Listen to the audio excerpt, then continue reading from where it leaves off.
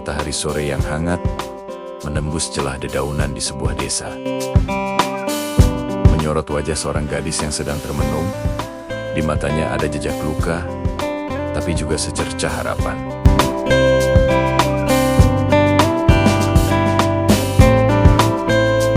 Di balik luka yang dalam, selalu ada cahaya kecil yang menunggu untuk ditemukan oleh hati yang tidak menyerah.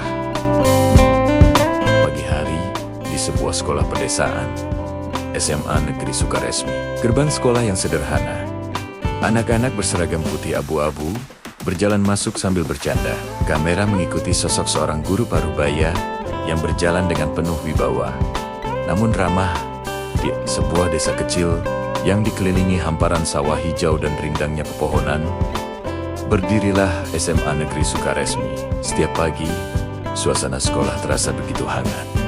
Terlebih saat Pak Dimas, seorang guru yang dihormati, melangkahkan kakinya melewati gerbang. Dengan senyum tulus yang selalu terukir di wajahnya, dan sapaan lembut yang tak pernah absen, ia menyapa setiap siswa yang berpapasan dengannya. Selamat pagi, anak-anak hebat. Hari ini kita belajar dengan semangat. Ya, ucapnya dengan nada kebapakan, sambil menepuk pelan bahu seorang siswa yang melintas. Di seluruh penjuru sekolah, Pak Dimas dikenal sebagai sosok guru yang budiman, rendah hati, dan selalu bersikap ramah kepada siapapun. Metode mengajarnya mungkin sederhana, namun selalu berhasil menyentuh hati.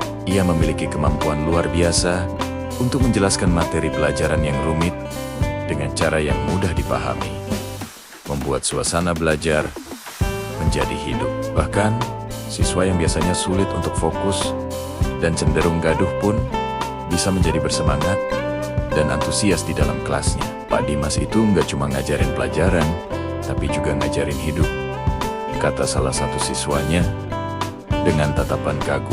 Bagi Pak Dimas, mengajar bukanlah sekadar profesi untuk mentransfer ilmu, melainkan sebuah panggilan jiwa untuk menyalakan api semangat dan menanamkan benih kasih sayang di dalam hati setiap anak didiknya. Pak Dimas sedang mengajar di kelas. Suasananya interaktif dan penuh tawa. Sang siswi di pojok kelas, Nadia, yang wajahnya tampak murung dan tatapannya kosong. Namun, suatu hari, suasana ceria di kelas Pak Dimas terasa berbeda. Seorang siswi bernama Nadia, yang biasanya dikenal paling ceria dan selalu menebar tawa, kini hanya duduk termenung dalam diam. Ia menatap kosong ke arah jendela, seolah pikirannya melayang jauh, melintasi awan dan pepohonan di luar sana. Dari kehauan, Pak Dimas memperhatikan perubahan drastis pada anak didiknya itu. Setelah bel pelajaran usai, dan para siswa mulai berhamburan keluar kelas, Pak Dimas dengan langkah perlahan mendekati meja Nadia. Nadia, Bapak perhatikan kamu akhir-akhir ini banyak diam. Ada sesuatu yang sedang kamu pikirkan? Tanyanya dengan suara lembut. Nadia tersentak dari lamunannya, lalu menundukkan kepala, berusaha keras menahan air mata yang hendak tumpah. Gak apa-apa, Pak. Saya cuma lagi gak enak hati saja, jawabnya lirih. Namun, dari sorot matanya yang meredup dan getar suaranya yang tertahan, Pak Dimas tahu ada beban yang jauh lebih dalam dari sekadar tidak enak hati. Beberapa hari kemudian, kabar menyedihkan itu akhirnya sampai ke telinga Pak Dimas.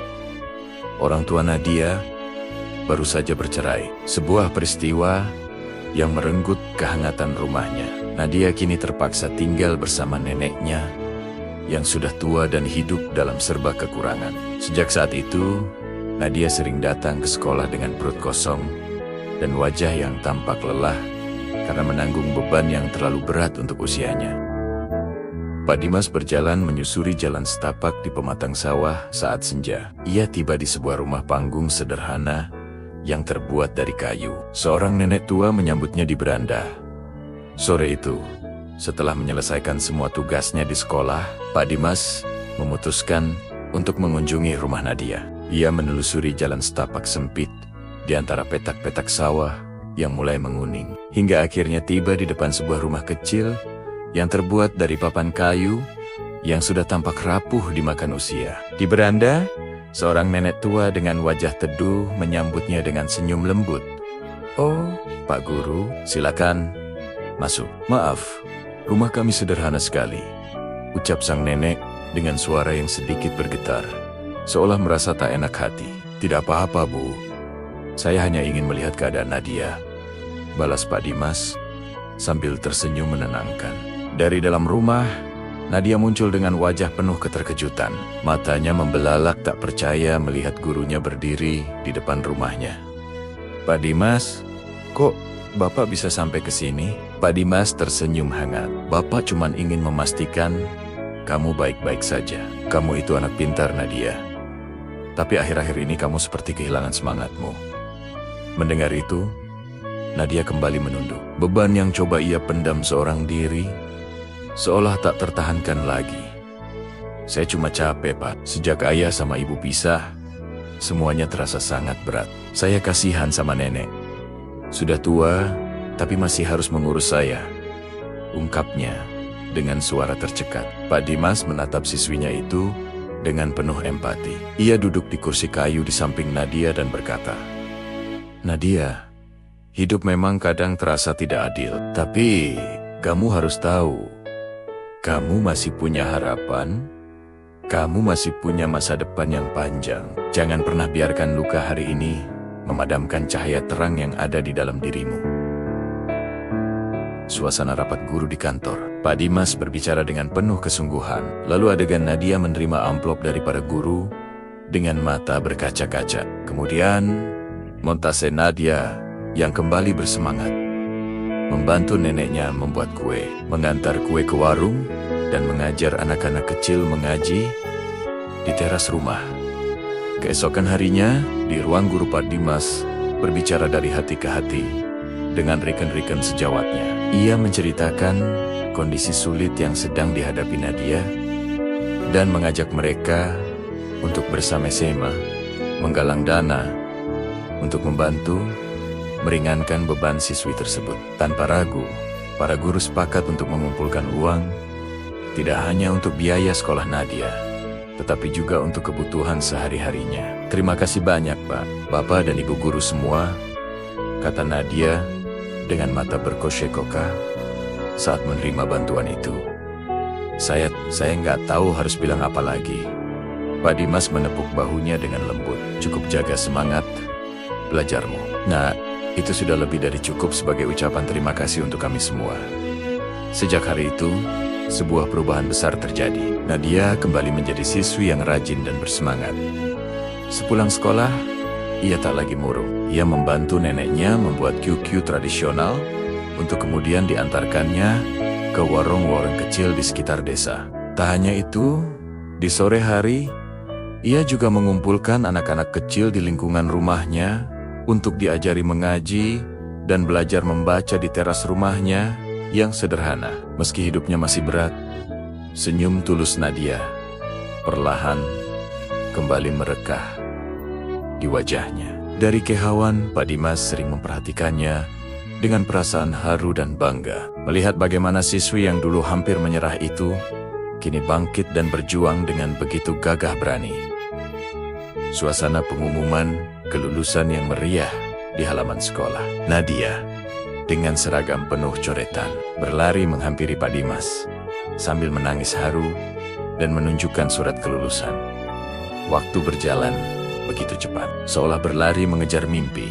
Nadia berhasil menamatkan pendidikannya di SMA Negeri Sukaresmi dengan predikat nilai terbaik di angkatannya. Pada hari pengumuman kelulusan, di tengah riuh sukacita teman-temannya, ia berlari menghampiri Pak Dimas. Ia menangis di hadapan guru yang telah menjadi pelitanya itu. "Pak, saya lulus. Saya diterima di perguruan tinggi Ikatan Dinas Kedokteran," katanya sambil terisak, tak mampu membendung luapan emosi bahagia dan syukurnya. Pak Dimas tersenyum lebar, senyum paling bahagia yang pernah ia tunjukkan. "Alhamdulillah, Bapak bangga sekali padamu, Nadia. Kamu sudah membuktikan kalau luka bukan akhir dari segalanya, tapi bisa menjadi awal dari sebuah kekuatan." Nadia memeluk gurunya dengan erat. "Kalau bukan karena Bapak, mungkin saya sudah berhenti sekolah sejak dulu. Terima kasih, Sudah percaya sama saya, Pak. Pak Dimas balas memeluknya, lalu menatap langit sore yang berwarna jingga. Tanpa disadarinya, sebutir air mata bahagia jatuh perlahan membasahi pipinya. Beberapa tahun kemudian, sebuah mobil berhenti dengan perlahan di halaman sekolah yang kini tampak lebih rapi. Dari dalamnya keluar seorang wanita muda yang begitu anggun, mengenakan jas putih kebanggaan seorang dokter. Ia melangkah dengan mantap menuju ruang guru. "Assalamualaikum, apa kabar Pak Dimas?" Sapanya dengan suara yang lembut, namun penuh percaya diri. Pak Dimas, yang kini rambutnya sedikit lebih memutih, menoleh dari buku yang sedang dibacanya. Wajahnya tertegun sesaat, mencoba mengenali sosok di hadapannya. "Nadia?" Wanita itu tersenyum haru, senyum yang sama seperti bertahun-tahun lalu. "Iya Pak, saya pulang. Saya sudah jadi dokter sekarang." Mereka saling berpelukan erat, melepaskan rindu dan kebahagiaan yang tak terhingga. Air mata bahagia kembali mengalir di pipi keduanya. Anak perempuan yang dulu hampir kehilangan arah di tengah badai kehidupan, kini telah berdiri tegak, menjadi simbol harapan dan bukti nyata bahwa cahaya kebaikan sekecil apapun mampu menerangi jalan yang paling gelap sekalipun.